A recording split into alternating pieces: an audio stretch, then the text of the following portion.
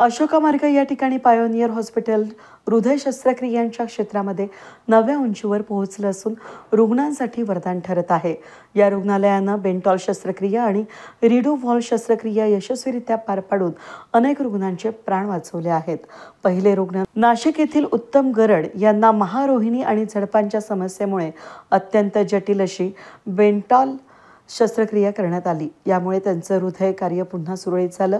तर दुसरे रुग्ण चाळीसगावचे अंकुश महाजन यांना 2014 साली झडप बसवण्यात आली. शस्त्रक्रिया झाली होती, परंतु ती निकामी झाल्यानं त्यांची रिडोव्हॉल्व बदली शस्त्रक्रिया यशस्वीरित्या पार पडली आहे. तिसरे रुग्ण एस सिंग यांना हृदयविकाराच्या झटक्यानंतर एंजिओप्लास्टी आणि स्टेंटिंगद्वारे उपचार देण्यात आले. त्यामध्ये 3 दिवसांमध्ये ते रुग्णालयातून डिस्चार्ज झाले आणि आता स्थिर आहेत. पायोनियर हॉस्पिटलमध्ये महात्मा फुले जन आरोग्य योजनेअंतर्गत उपचार केले जात असल्यानं आर्थिकदृष्ट्या कमकुवत रुग्णांनाही उत्तम सुविधा मिळत आहेत. रुग्णालयाचे डायरेक्टर डॉक्टर निलेश चव्हाण यांनी नागरिकांना या योजनेचा जास्तीत जास्त लाभ घेण्याचं आवाहन केलं आहे. अधिक माहितीसाठी 78 79 92 92 या क्रमांकावर संपर्क साधावा असं आवाहन करण्यात आलंय. हृदयतज्ञ डॉक्टर सुरेश सूर्यवंशी यांनी पत्रकार परिषदेमध्ये याबाबत अधिक माहिती दिली.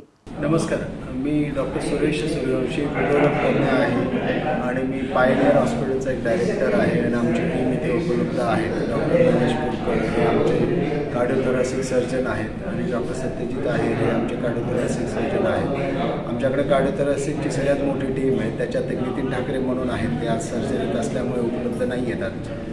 तर ते अशी ही 2 कार्डिओलॉजिस्ट 3 सर्जन अशी मोठी कार्डियक टीम आमच्याकडे पायोनियर हॉस्पिटलला उपलब्ध आहे. त्या ठिकाणी कॅथलॅब आहे, मोठी ओटी आहे आणि मल्टी स्पेशालिटी आणि कार्डियक असं मोठं हॉस्पिटल आहे. तर या ठिकाणी आजचं जी प्रेस कॉन्फरन्स प्रेस रिलीज होतं ते 3 कॉम्प्लिकेटेड केसेसच्या हृदयाच्या त्या आम्ही केलेल्या होत्या, गुंतागुंतीच्या केसेस होत्या. तर त्याच्यात एक पहिली केस म्हणजे मेंटल सर्जरी असते. मुख्य नळी जी ॲवोर्टा असतो तो आणि त्याची वॉल ॲवोर्टिक वॉल ही त्याच्यात खराब झालेली असते. तर असं Bentall surgery aortic valve plus root replacement surgery म्हणतात. कॉम्प्लिकेटेड सर्जरी असते ती आम्ही यशस्वीरित्या आता मागच्या 2 महिन्यापूर्वी केलेली आहे. तर त्याच्या संदर्भात अशा ह्या केसेस पूर्वी मुंबई पुण्यासारख्या मोठ्या शहरांमध्ये मोठ्या हॉस्पिटलमध्ये व्हायच्या, तर त्या आता आपल्या नाशकात शक्य आहे.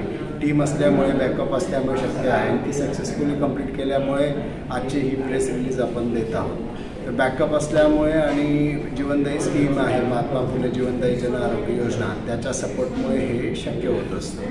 दुसरी केस आहे डॉक्टर सत्यजित आहेरांनी की रिडू सर्जरी म्हणजे एकदा ऑपरेशन झालं आहे, ते खराब वॉल ती कालांतराने 5-10-15 वर्षात खराब होते आणि ती वॉल परत बदलणं, रिपीट सर्जरी. रिडू सर्जरी ही खूप कॉम्प्लिकेटेड म्हटले जाते, नॉर्मल सर्जरीसारखी नसते.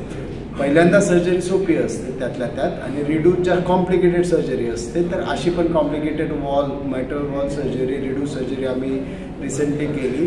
तर अशा प्रकारची सर्जरी सक्सेसफुल करून 5व्या-6व्या दिवशी पेशंट डिस्चार्ज झाला होता. तर त्या केस संदर्भात आम्हाला एक सगळ्यांना सांगायची इच्छा होती. तिसरी केस होती की मुख्य नळीच्या तोंडाला जर ब्लॉक असेल 90%, तर तो रिसेंटली एक पेशंट हार्ट फेल्युअर अटॅक म्हणून आला आणि दिवाळीच्याच दिवशी ॲडमिट झाला. स्टेबल करून अँजिओग्राफीनंतर तोंडालाच ब्लॉक होतं, पंपिंग कमी होतं, किडनीला सूज होती, हार्ट फेल्युअर होतं. अशा रुग्णाला युजली बायपास सर्जरीची गरज असते, पण अशा रुग्णांमध्ये बायपास सर्जरी खूप हाय रिस्क असते. असं रुग्णाला समजावून जीवनदायी स्कीमची मदत घेऊन मग आम्ही त्याला हाय रिस्क असा एक एंजिओप्लास्टी केलेली आहे फिमेन करोनरी आर्टरी डिझीजची आणि पेशंट सक्सेसफुली 4थ्या दिवशी डिस्चार्ज झाला.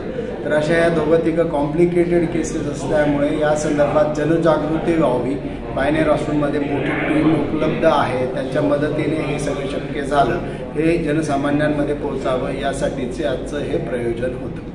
पायोनियर हॉस्पिटलचा डॉक्टरांचा चमू आणि अत्याधुनिक तंत्रज्ञानामुळे आता नाशिकमध्येच अवघड शस्त्रक्रिया हृदयाची यशस्वीरित्या करता येत आहेत.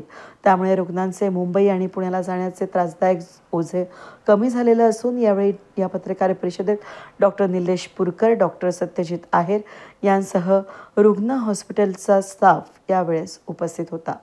वेद न्यूजसाठी प्रतिनिधी कमलाकर तिवडे, नाशिक.